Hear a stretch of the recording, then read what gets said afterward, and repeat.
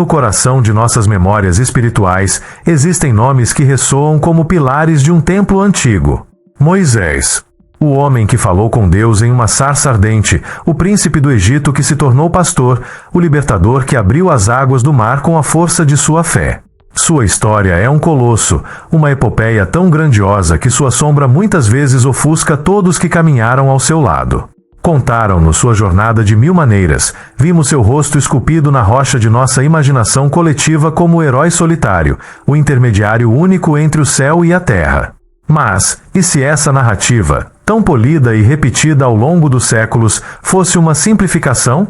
E se a história do Êxodo, o relato fundamental da liberdade de um povo, não dependesse unicamente de um homem, mas da coragem silenciada de uma mulher? Hoje, não viemos para contar a história que você já conhece.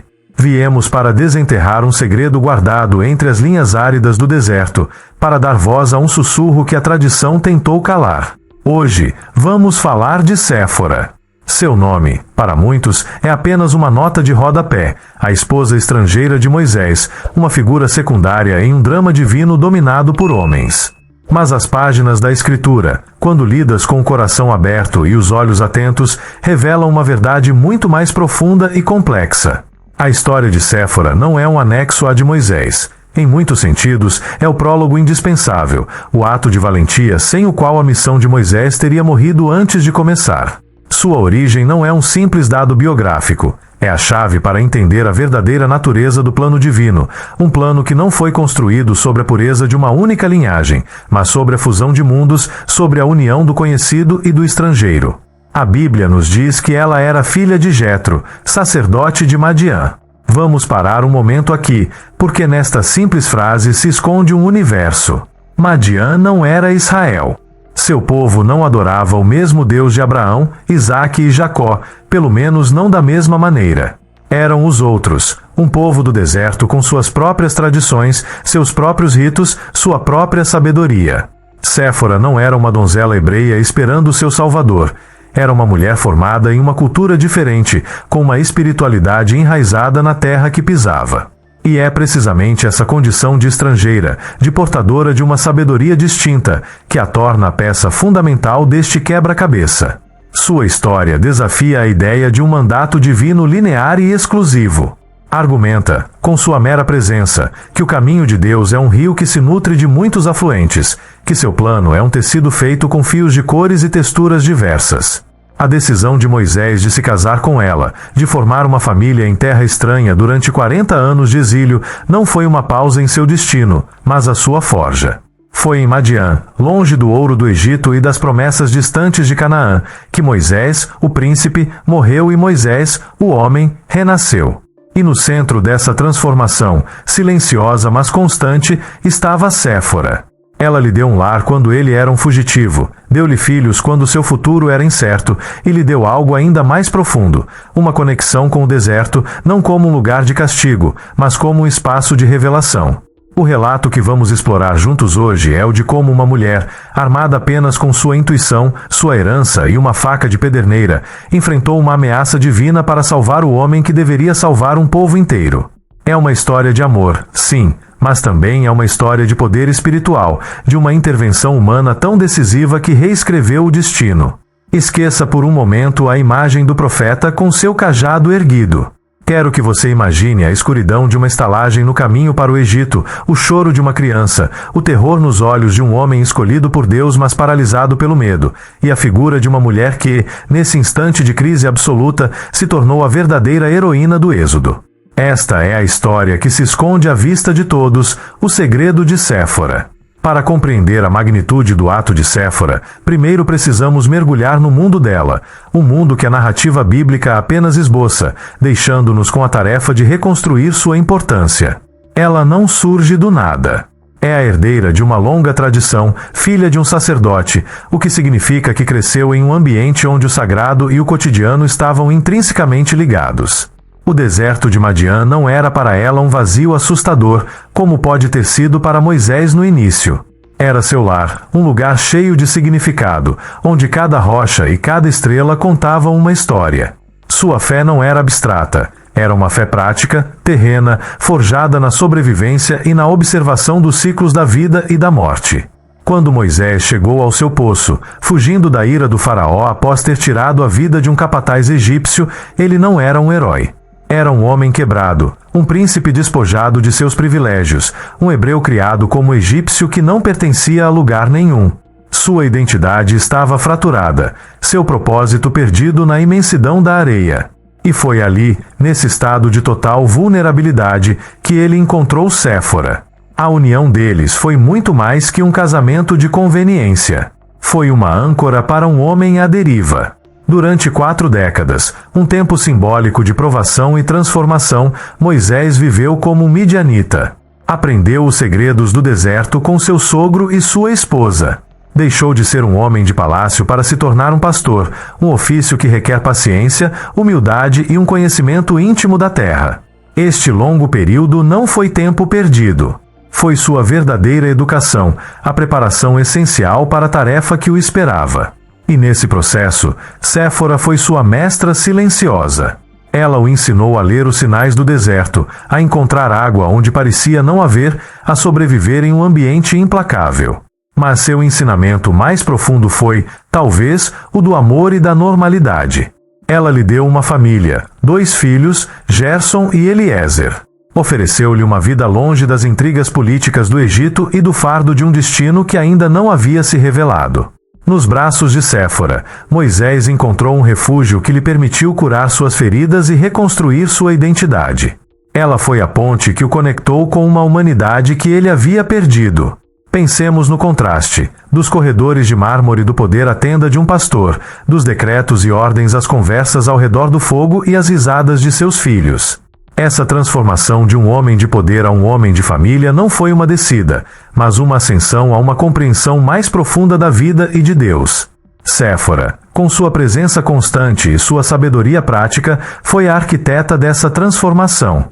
Ela não era uma princesa esperando para ser resgatada. Era uma mulher forte, filha de um líder espiritual, que escolheu unir sua vida à de um fugitivo. Viu nele não o príncipe caído, mas o homem que ele poderia ser.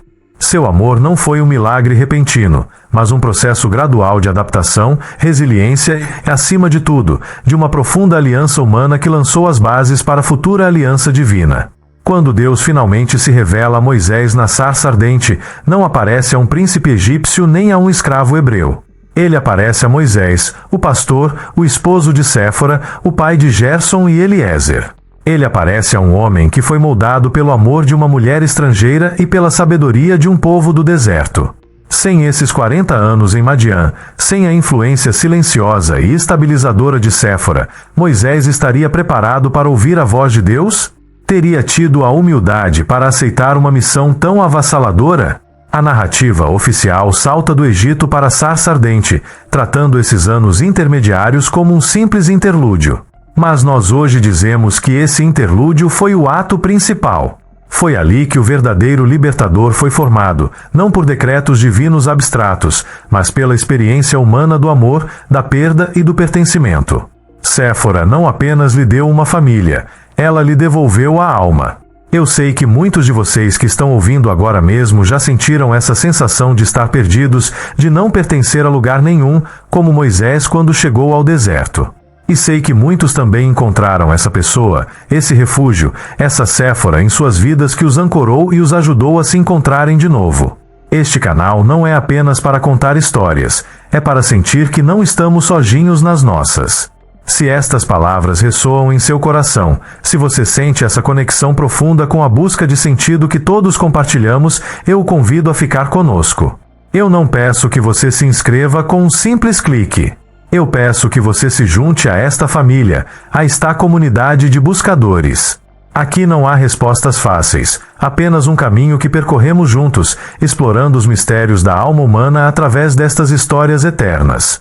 Deixe seu coração nos guiar e fique. E nos comentários, se você se sentir à vontade, conte para nós não sobre a história que ouviu, mas sobre o que ela o fez sentir. Queremos saber de você. A revelação no Monte Horebe aconteceu. A sarça ardeu sem se consumir, a voz de Deus ressoou na alma de Moisés, e a missão, impossível e aterrorizante, foi aceita. Moisés, o pastor, deve retornar ao Egito para se tornar o libertador de seu povo. Ele reúne sua família, Séfora e seus 2 filhos, e empreende o caminho de volta à terra que o viu nascer e da qual teve que fugir. A viagem é mais do que um deslocamento geográfico, é uma viagem ao epicentro do perigo, um retorno ao passado para confrontar o maior poder do mundo conhecido. A tensão é palpável a cada passo. O deserto, que por 45 anos foi um refúgio, agora parece um limiar sinistro. E é neste preciso momento, em uma estalagem no caminho, durante a quietude da noite, que ocorre um dos episódios mais estranhos, violentos e desconcertantes de toda a Bíblia. O texto de Êxodo 4 é lacônico, quase críptico, mas seu conteúdo é explosivo. Diz: "E aconteceu no caminho, numa estalagem, que o Senhor foi ao seu encontro e quis matá-lo." Paremos aqui, porque esta frase é uma bomba teológica. O Senhor, o mesmo Deus que acaba de encarregar Moisés da maior missão da história, agora busca tirar sua vida. O que aconteceu? É um teste. Um castigo? Um mal-entendido divino? A narrativa não nos dá tempo para processar. Moisés, o escolhido, o profeta, o homem que falou com Deus face a face, está completamente indefeso. Não há diálogo, não há negociação, não há cajado que possa abrir este mar de terror. O libertador está prestes a ser destruído por seu próprio libertador. A lógica humana se quebra. A fé vacila. O plano divino parece se autodestruir antes de começar. Neste instante de caos absoluto, quando o herói masculino da história é passivo, paralisado e está prestes a morrer, a narrativa gira bruscamente e foca em Séfora. Ela, a mulher, a estrangeira, a que até agora havia permanecido em segundo plano, compreende o que está acontecendo. Não sabemos como ela sabe. Talvez tenha sido intuição feminina, talvez seu conhecimento de ritos antigos, talvez uma revelação instantânea nascida do amor desesperado para proteger sua família. Mas enquanto Moisés está incapacitado, ela age. O texto diz: "Então Séfora pegou uma pedra afiada, cortou o prepúcio de seu filho e o atirou aos pés de Moisés." Imaginem a cena. A escuridão, a tensão sobrenatural, o medo. E esta mulher, sem hesitar, realiza um ato de sangue, um ritual doloroso e primordial. Ela não pede permissão. Não espera instruções. Toma a iniciativa com uma determinação feroz. É um ato visceral, quase selvagem, mas carregado de um profundo significado espiritual.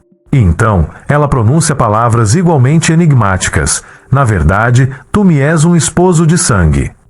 Com este ato e estas palavras, a ameaça se desvanece. O texto conclui de maneira simples: "E Deus o deixou." Assim, sem mais, a vida de Moisés é salva. A missão do Êxodo pode continuar. Mas não foi salva por um milagre divino espetacular, nem pela negociação de Moisés, nem pela intervenção de um anjo.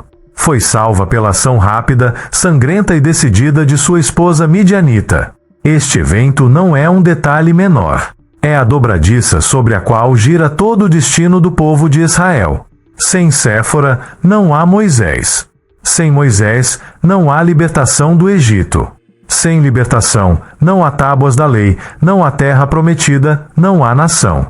Todo o arco narrativo que define 3 das maiores religiões do mundo esteve por um fio naquela estalagem escura, e foi uma mulher com uma faca de pedra quem impediu que ele se rompesse. Ela é a figura-chave, a protagonista inesperada que transforma a história. Sua intervenção é menos um ato de fé cega e mais uma demonstração de uma sabedoria profunda e pragmática, uma compreensão de que às vezes os pactos divinos devem ser selados com sacrifícios muito humanos. Ela não apenas salvou seu esposo. Naquele momento, ela se tornou a guardiã do pacto, a sacerdotisa improvisada que mediou entre um Deus irado e um profeta vulnerável. Seu ato é uma estratégia espiritual genial, um golpe de mestre que unifica o que estava prestes a se fragmentar para sempre.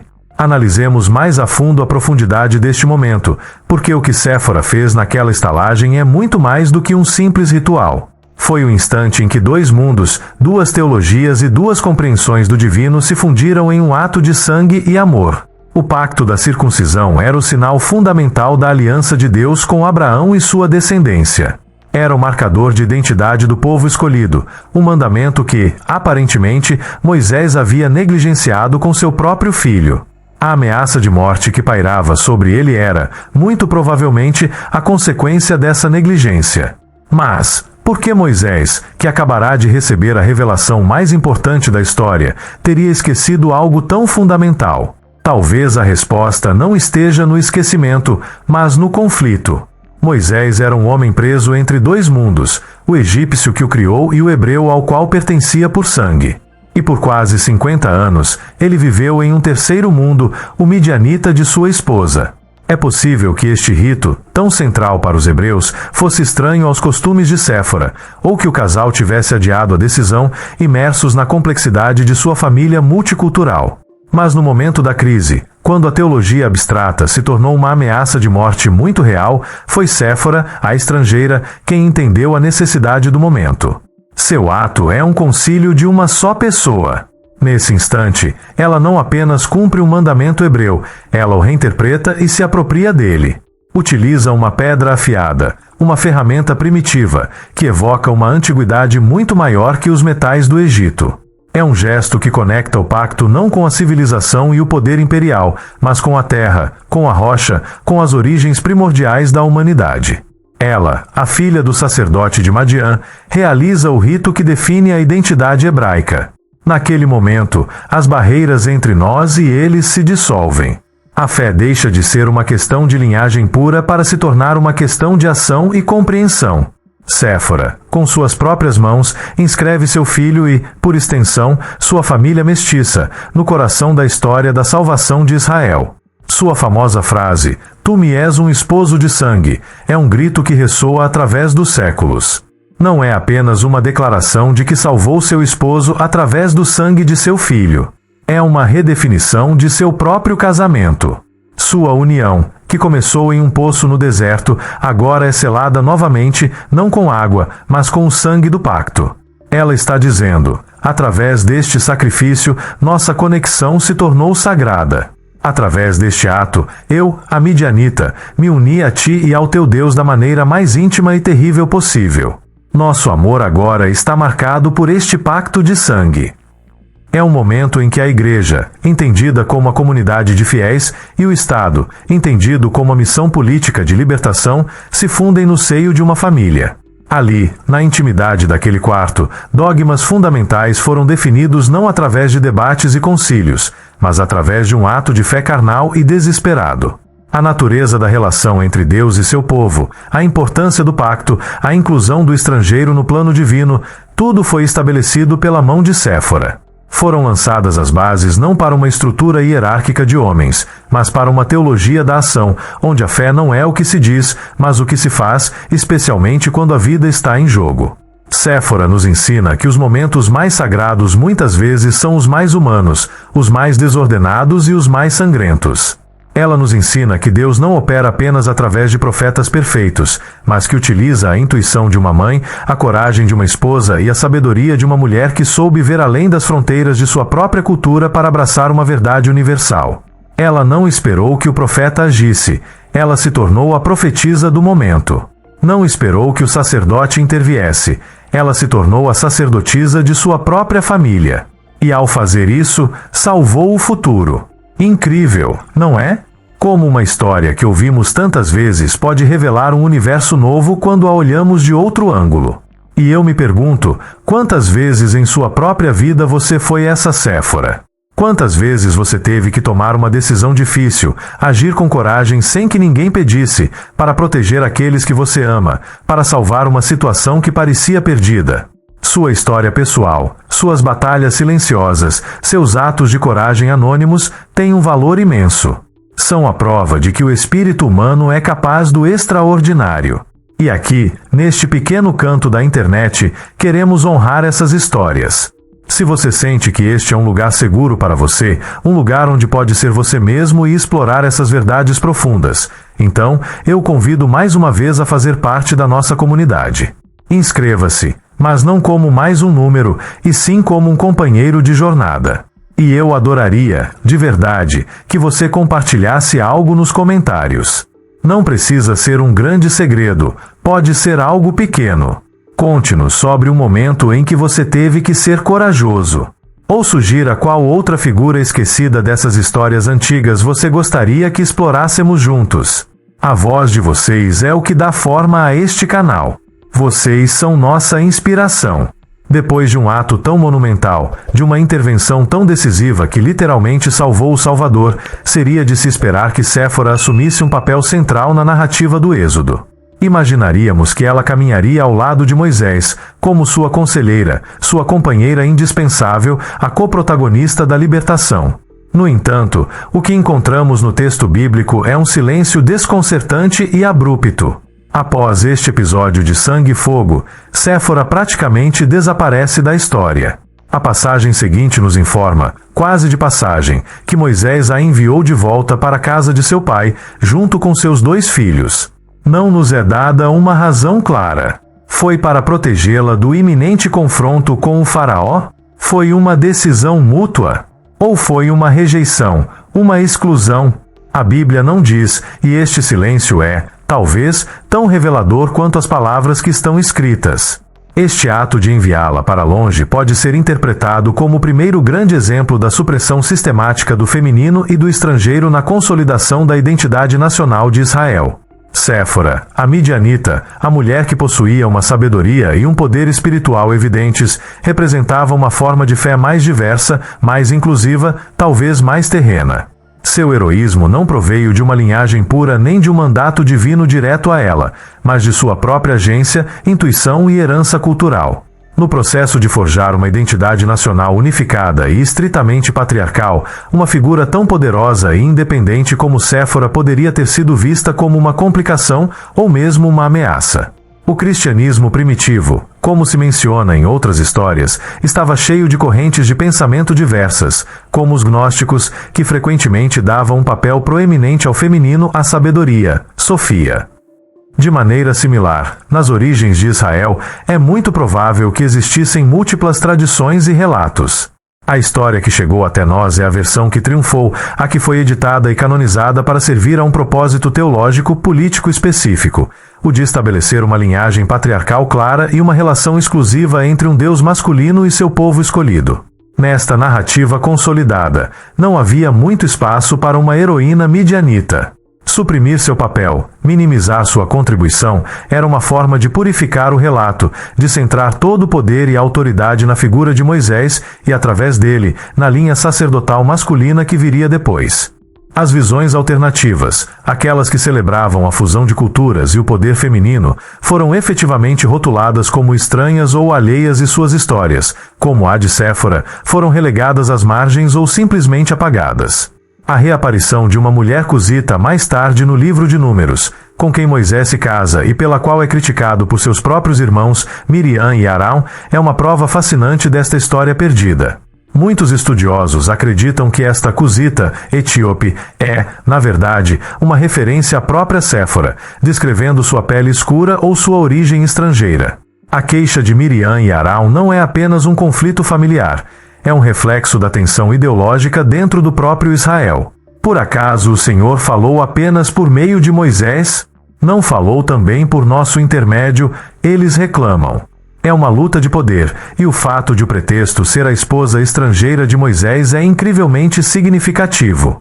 Deus intervém e castiga Miriam com lepra, um ato que parece validar a escolha de Moisés e sua união multicultural. No entanto, o fato de o conflito ter existido e ter sido importante o suficiente para ser registrado nos mostra que a presença e a influência de Séfora eram um ponto de contenção. A unificação da história de Israel, assim como a da Igreja séculos depois, implicou a escolha de uma narrativa sobre outras. Escolheu-se enfatizar a linha de Abraão, Isaque e Jacó, e minimizou-se a contribuição vital de figuras como Séfora, que vinham de fora dessa linha. A história da Bíblia não é apenas a história do que se conta, mas também a história do que se silencia. E no silêncio que rodeia Séfora após seu ato heróico, ouvimos o eco de uma diversidade perdida, de uma história mais rica e complexa que foi sacrificada no altar da ortodoxia. Ela é um lembrete de que a verdade muitas vezes reside nos fragmentos esquecidos, nas vozes que foram caladas. Esta marginalização de Séfora no relato nos leva a uma verdade fundamental sobre o texto sagrado que frequentemente ignoramos. A formação da Bíblia foi um processo de ditado divino e direto, mas o resultado de incontáveis decisões humanas. A seleção de quais histórias contar, quais personagens enfatizar e quais detalhes omitir foi um processo longo e complexo, realizado por gerações de escribas, editores e líderes religiosos. Cada um deles trabalhou com os materiais que tinha, as tradições orais e os fragmentos escritos, mas também com suas próprias perspectivas teológicas, seus preconceitos culturais e suas agendas políticas. A história de Séfora e o incidente na estalagem é um estudo de caso perfeito. O episódio é tão estranho e teologicamente incômodo que é um milagre que tenha sobrevivido no texto. Sua presença sugere que a tradição era tão forte que não podia ser completamente apagada. No entanto, a forma como está enquadrado, sua brevidade e o rápido desaparecimento de Séfora logo depois são sinais claros de uma edição intencional. Os compiladores do Pentateuco, os 5 primeiros livros da Bíblia, enfrentaram uma escolha. Poderiam ter apresentado Séfora como a co-heroína do Êxodo. Poderiam ter explorado sua fé, seus pensamentos, seu papel contínuo na comunidade de Israel. Poderiam tê-la tornado um modelo de como uma pessoa gentia pode ser fundamental no plano de Deus. Mas não o fizeram. Escolheram, em vez disso, centrar a narrativa quase exclusivamente em Moisés. Esta não foi uma decisão malévola, necessariamente. Da perspectiva deles, o objetivo era estabelecer a autoridade única de Moisés como mediador do pacto e da lei no Sinai. Uma figura feminina forte e estrangeira, que havia demonstrado ser espiritualmente mais perceptiva que o próprio Moisés em um momento crítico, poderia ter complicado essa imagem de autoridade singular. Portanto, sua história foi incluída, porque era importante demais para ser ignorada, mas foi isolada e neutralizada. Ela é apresentada como uma ferramenta para um momento específico, e uma vez que seu propósito é cumprido, ela é descartada do palco principal. Isso nos ensina a ler a Bíblia não como um livro plano e imutável, mas como uma tapeçaria tecida com muitos fios, alguns brilhantes e outros puídos. É um documento profundamente humano em sua criação. Por trás de cada palavra há uma escolha. A escolha de usar o nome de Javé ou Elohim para Deus. A escolha de incluir uma genealogia ou de omiti-la. A escolha de contar a história da criação de 2 maneiras diferentes no Gênesis. E a escolha de dar a Séfora um momento de glória ofuscante para depois mergulhá-la na sombra. Reconhecer o elemento humano na formação das Escrituras não diminui seu poder espiritual. Pelo contrário, o enriquece.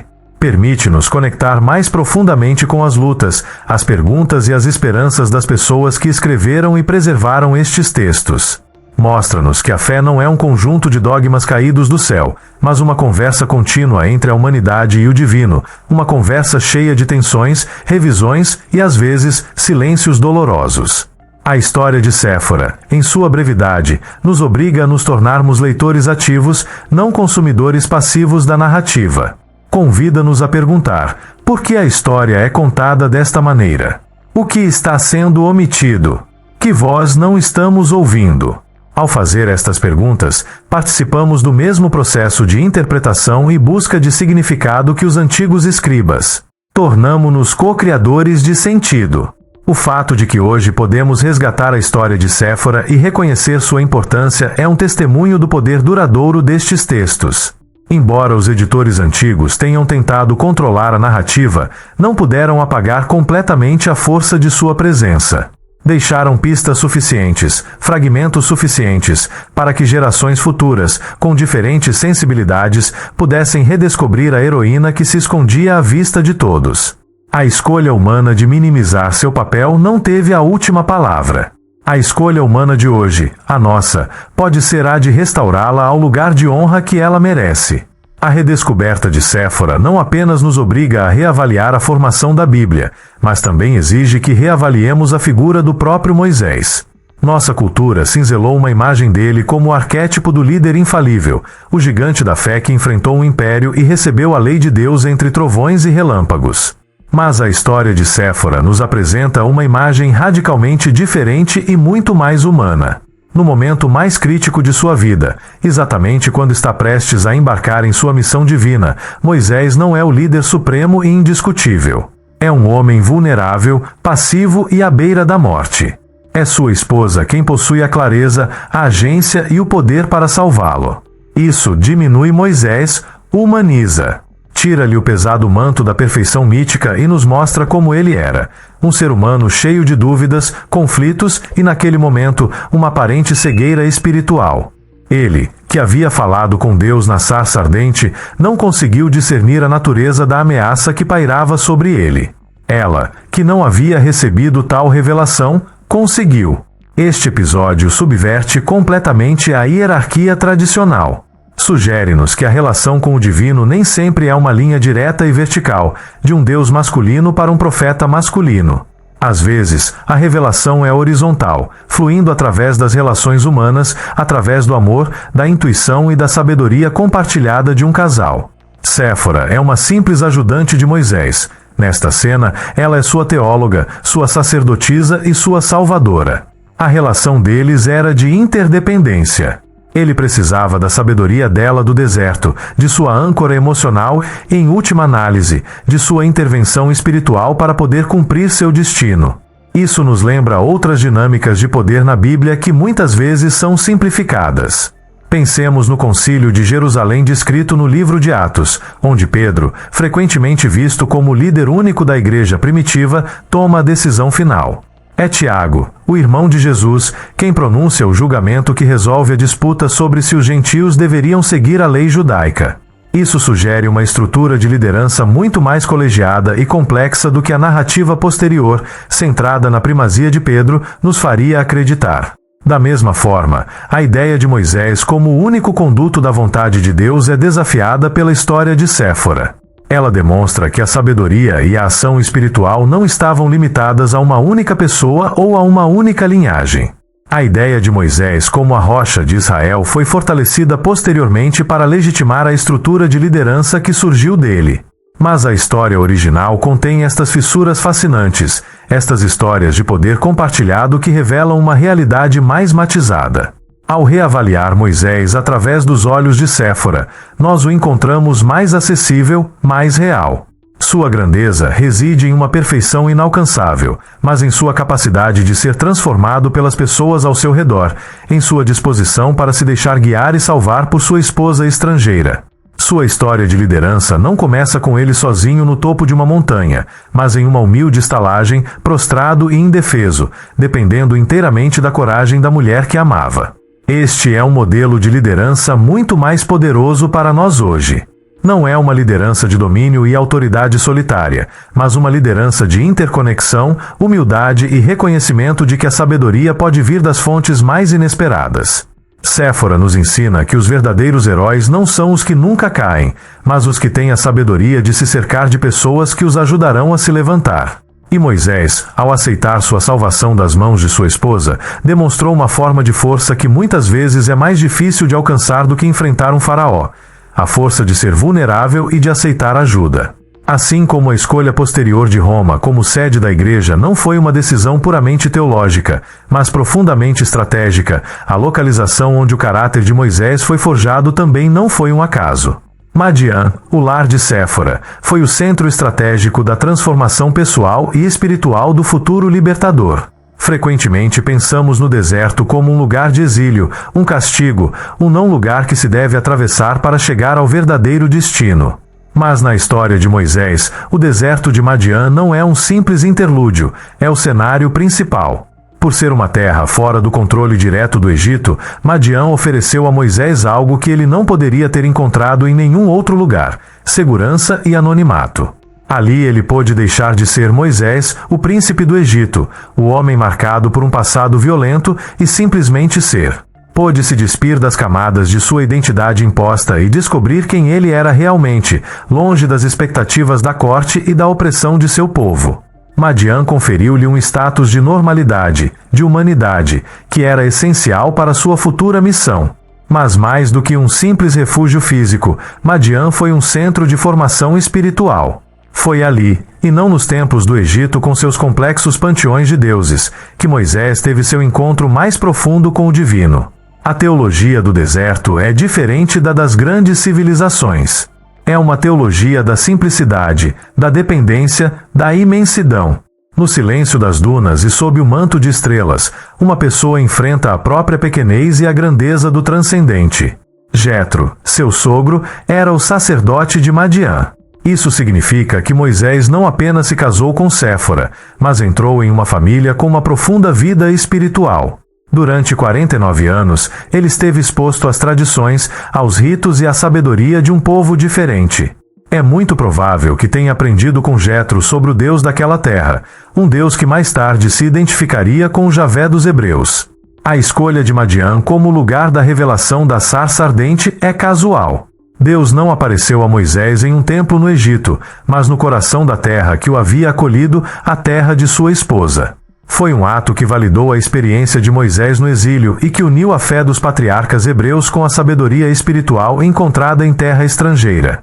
Séfora é a encarnação de Madiã. Ela é a ponte humana e emocional que conecta Moisés a este lugar de transformação. Não foi apenas a paisagem que o mudou, mas a relação que ele construiu ali. Através dela, o deserto deixou de ser um lugar de exílio para se tornar um lar. Através de sua família, ele aprendeu as lições da vida comunitária, da paternidade e da responsabilidade que mais tarde precisaria para guiar uma nação inteira de filhos rebeldes através desse mesmo deserto. Portanto, Madiã não foi uma parada aleatória no mapa. Foi o lugar estrategicamente escolhido, divina ou providencialmente, para desconstruir um príncipe e construir um profeta. E a escolha de Séfora como sua esposa foi a decisão estratégica chave nesse processo. Ela não era simplesmente uma mulher local, era filha do líder espiritual daquela terra. A união deles foi uma aliança não apenas de corações, mas de mundos espirituais. Ela proporcionou a Moisés uma legitimidade e uma conexão com aquela terra sagrada que ele, como estrangeiro, nunca poderia ter alcançado por conta própria. No final, Moisés não tirou seu povo do Egito para levá-lo diretamente à terra prometida. Ele os tirou do Egito para levá-los de volta ao deserto, ao lugar da revelação, ao Sinai, que se encontra na mesma região geral que Madiã. Ele os levou de volta ao lugar onde ele mesmo havia sido libertado primeiro, libertado de seu passado, de sua raiva, de sua confusão. E o conhecimento desse caminho, a capacidade de sobreviver naquele ambiente, ele havia aprendido durante seus anos com Séfora. Ela e sua terra foram a chave não apenas para a salvação pessoal de Moisés, mas para a estratégia de salvação de todo um povo. A história de Séfora e Moisés, longe de ser um idílio romântico, é marcada por profundos conflitos internos e pela crua realidade da ambição e da fragilidade humanas. Muitas vezes, quando lemos estas histórias, focamos nos grandes conflitos externos: Moisés contra o faraó, Israel contra seus inimigos. Mas a Bíblia é brutalmente honesta ao nos mostrar que as lutas mais perigosas e formativas são frequentemente as que ocorrem dentro das famílias, dentro das comunidades e dentro do coração de um único indivíduo. O episódio na estalagem é o exemplo mais claro disso.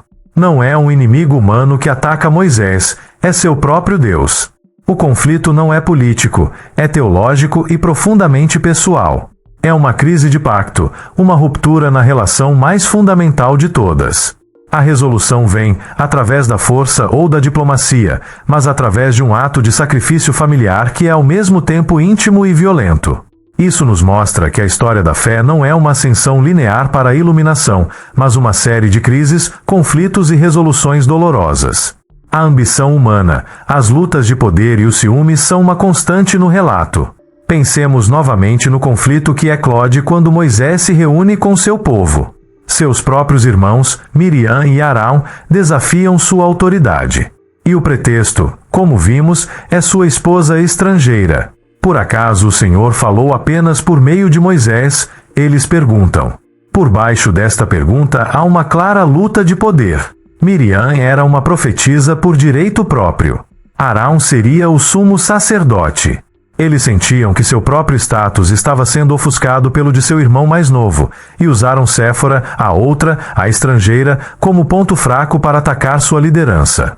Este não é um debate teológico elevado. É um drama familiar cheio de ciúmes e ressentimento, algo que todos podemos reconhecer em nossas próprias vidas.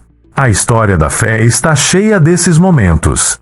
Assim como a Igreja Católica experimentou o cisma do Ocidente, um período vergonhoso em que até 3 homens se declararam papa ao mesmo tempo, rasgando a cristandade por ambições puramente políticas, o nascente povo de Israel estava atormentado por suas próprias lutas de poder.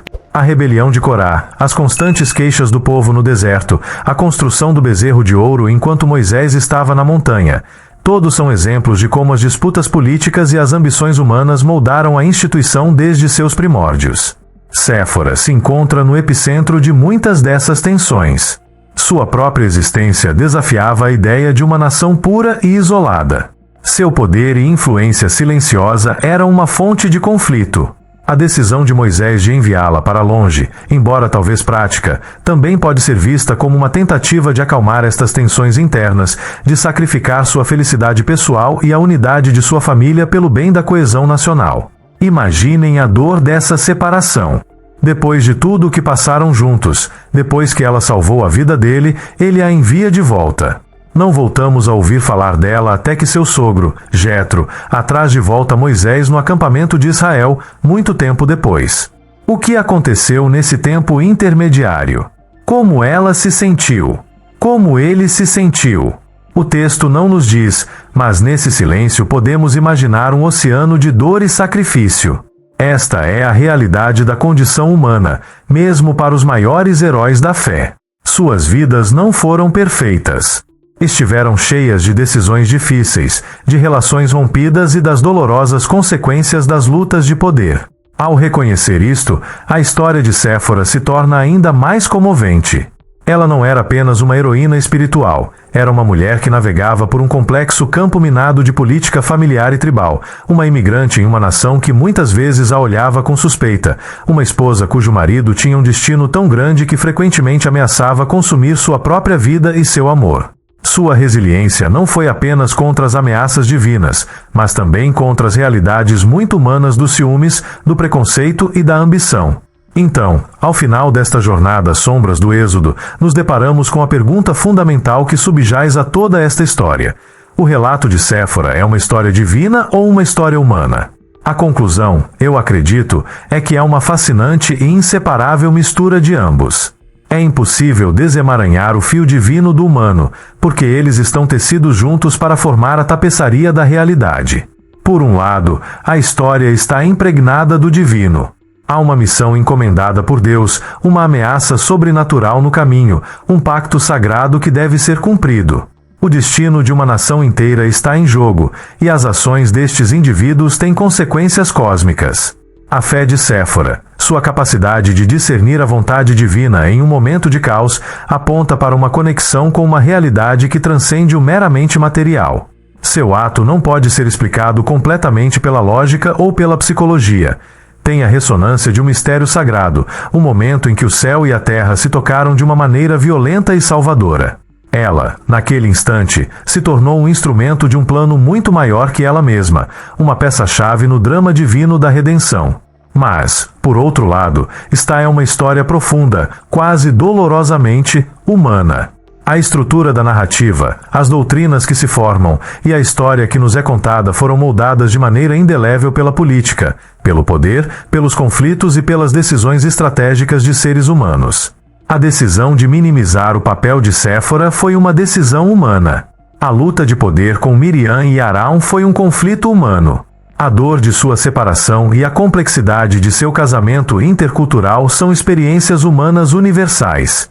E, acima de tudo, seu ato heróico em si é o ato mais humano imaginável. Não é o ato de um ser etéreo ou de um autômato divino. É o ato de uma esposa que vê seu marido em perigo mortal. É o ato de uma mãe que utiliza o corpo de seu próprio filho para proteger sua família. É um ato impulsionado pelo amor, pelo medo e por um instinto de sobrevivência feroz. É a prova de que o divino não anula o humano, mas atua através dele. Séfora nos ensina que a fé mais poderosa é a que nos afasta de nossa humanidade, mas a que nos mergulha mais profundamente nela. É em nosso amor, em nossa dor, em nossa coragem desesperada, que frequentemente encontramos Deus. A Igreja Católica, como explorado na ideia original, é uma instituição que vive nesta mesma tensão, inspirada por ideais espirituais, mas forjada na fornalha da história humana. Da mesma forma, a história do Êxodo e o papel de Séfora nela não é um conto de fadas de intervenção divina impecável. É uma história desordenada, sangrenta, cheia de política e paixões humanas, e é precisamente por isso que é tão poderosa e verdadeira. Séfora, a heroína oculta do Êxodo, é o símbolo perfeito desta fusão. Ela é a estrangeira que se torna central, a mulher que age quando o homem está paralisado, a humana que interpreta e cumpre a vontade divina à sua maneira. Sua história é um lembrete de que os grandes relatos de nossa fé não pertencem apenas aos profetas e aos reis cujos nomes lembramos facilmente. Pertencem também às mulheres silenciosas, aos estrangeiros marginalizados, a todos aqueles cuja coragem e sacrifício lançaram as bases para que a história pudesse continuar. Ela nos convida a buscar o sagrado não apenas nas montanhas e nos templos, mas na escuridão de uma estalagem, na determinação de uma mão que segura uma faca e no amor inabalável que se recusa a deixar o futuro morrer. A história dela não é uma história de divindade ou humanidade. É a história de como a divindade se manifesta através da humanidade em sua forma mais corajosa, vulnerável e real.